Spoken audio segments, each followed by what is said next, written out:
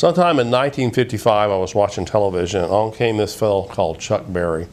He was the first really black rock and roll star, singing his great song, Maybelline. The thing about Chuck, though, he could play the lead guitar and actually do a duck walk across stage. From that time on, when I saw him, I said, this is something I want to do. And so basically at that point, rock and roll became something I really got into.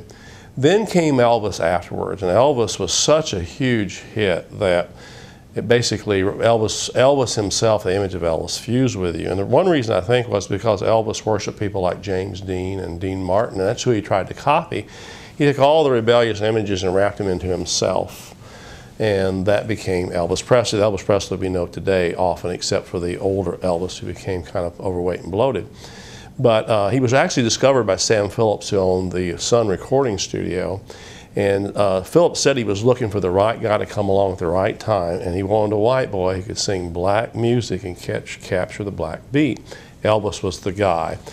And right from the beginning, when he recorded Elvis, he knew he had the person that would do Heartbreak Hotel, You Ain't Nothing But a Hound Dog, and all those classic songs that made Elvis the most sensational thing of his time. I got so into Elvis that I would actually buy a guitar.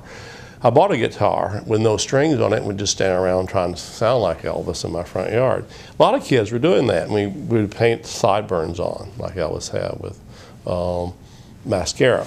And so Elvis became this huge, monstrous thing and just basically captured the world. In 1958, Elvis decided he was going to go into the Army. And there were pictures of Elvis going to Germany and cutting his hair and all this and that. The rebel image at that point became a bit tarnished. When John Lennon had said that before Elvis there was nothing, and then when the day Elvis died, someone interviewed John Lennon, he said Elvis died the day he went into the Army. At that part, Elvis became part of the establishment. A lot of people saw that. But in the 1960s, with the coming of the Beatles, people like Elvis were basically wiped out for a while. Most people were wiped out, except Elvis made an amazing comeback in 1968 on television with the Singer Sewing special, where he sat down with his black jacket and a few guys and actually played the guitar. And we saw, hey, this guy can really sing. He's not just a manufactured item. He made a comeback at that period.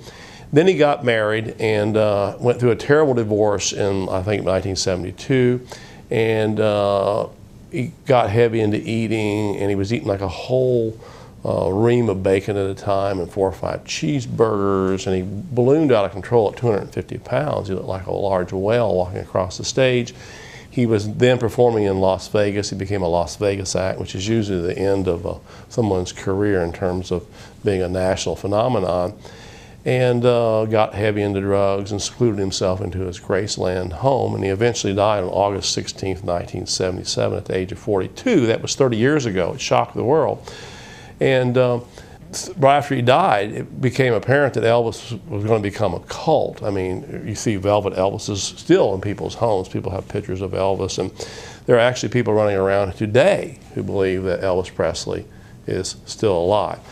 Elvis was really important for his time. He did transform the image of the rebel, and he made it palpable to teenagers, especially through people like Ed Sullivan and others who put him on their show and made him a national phenomenon.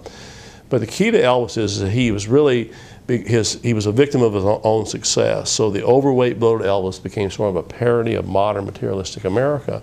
And as I've often said, he became another lonely soul on that train to nowhere of materialism that we still see going down the tracks today.